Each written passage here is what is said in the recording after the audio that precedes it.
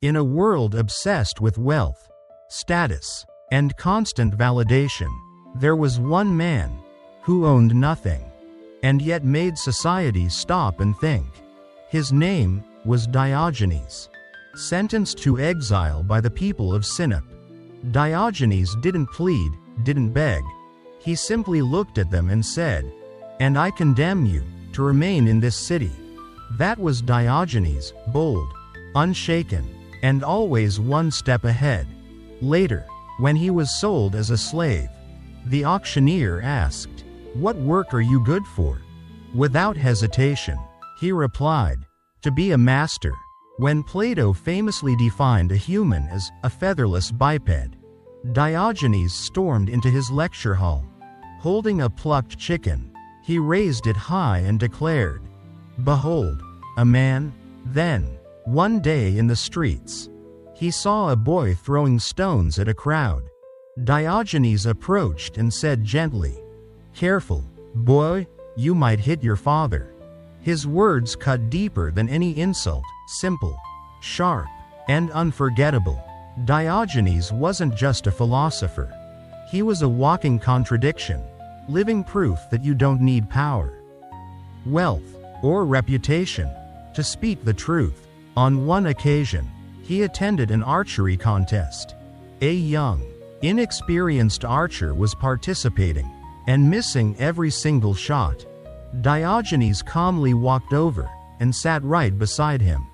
Someone nearby asked, "Why are you sitting next to such a terrible archer?" With a smirk, Diogenes replied, "Because this is the safest spot." The crowd laughed. Then he turned to the boy and said, "Maybe the donkeys laugh at you, but it doesn't bother you. Just like it doesn't bother me when men laugh at me." With just a few words, he revealed a Stoic truth. Other people's opinions don't define your worth. One day, while sitting in a quiet park, an arrogant, well-dressed man approached him. "Are you Diogenes, the cynic philosopher?" the man asked. Unfazed, Diogenes replied, "Yes, I am Diogenes, the dog." The man looked confused. "Why call yourself a dog?" Diogenes smiled, "Because I bite those who don't know me, and flatter those who do." Beneath the humor was a challenge, a mirror held up to society's face.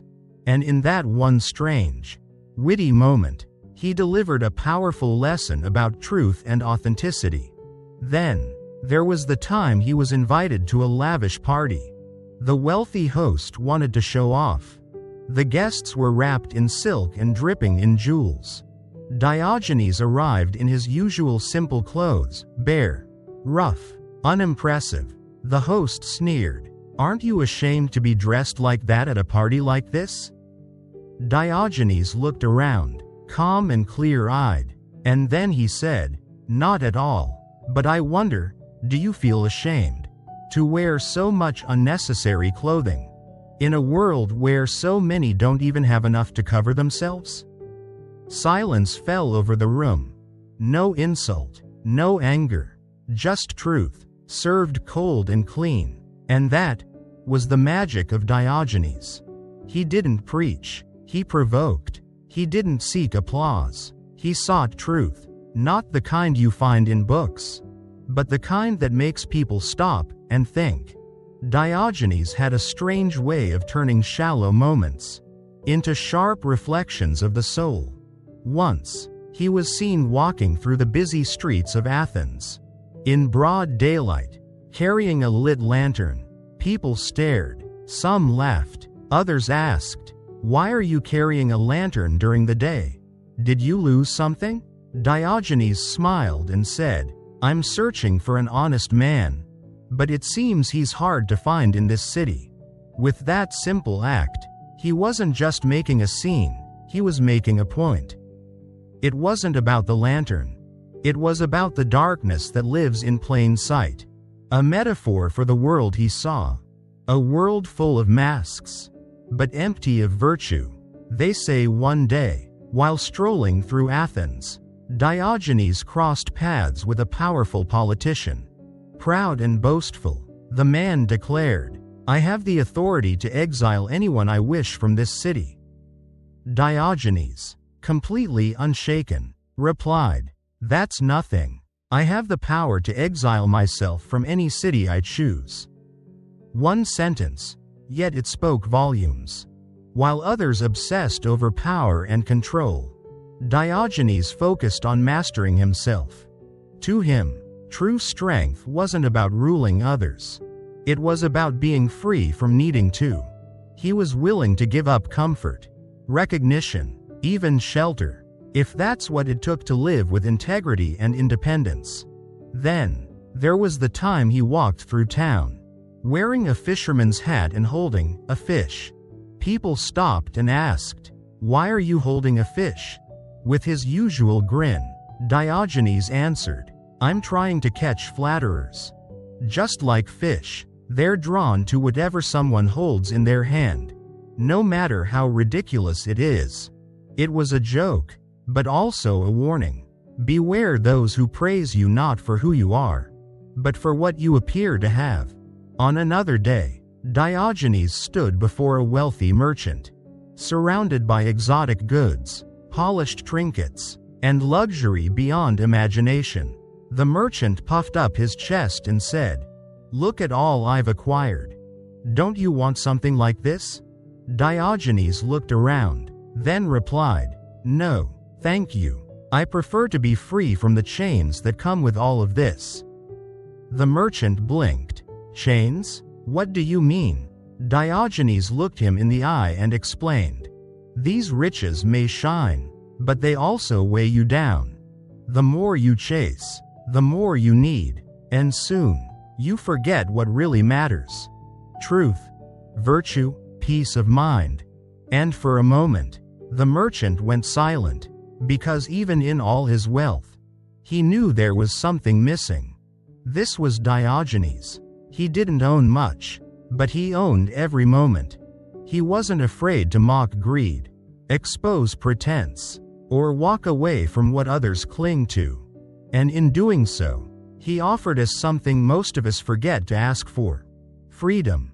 This moment says it all. Diogenes didn't just reject material goods.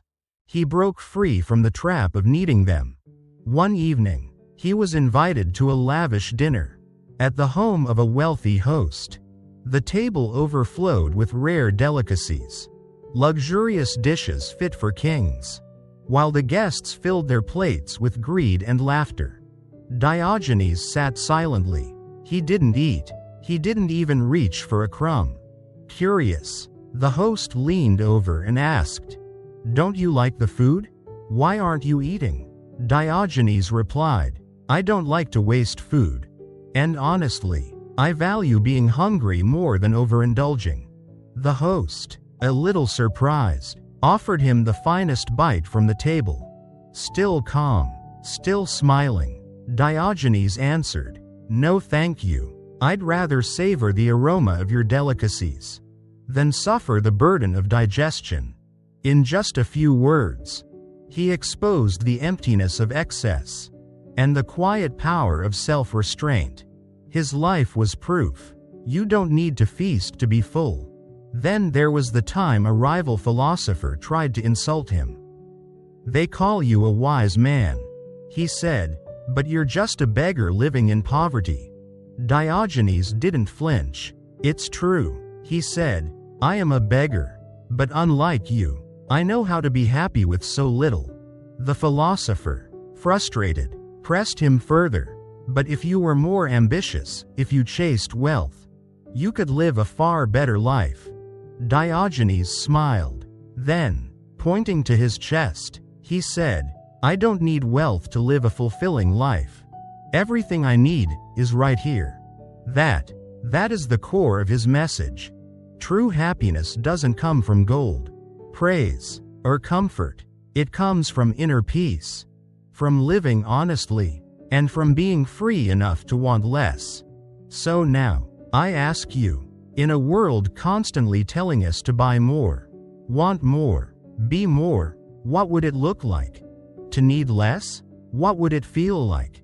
To let go of the chains we didn't even know we were wearing?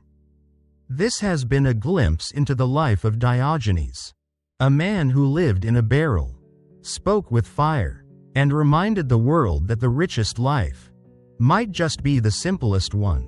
If his story made you pause, made you question, or made you smile, let that be the beginning. A spark, a reminder that philosophy isn't just for scholars. It's for all of us. In our kitchens, on our phones, in our daily choices. Let's keep this journey going.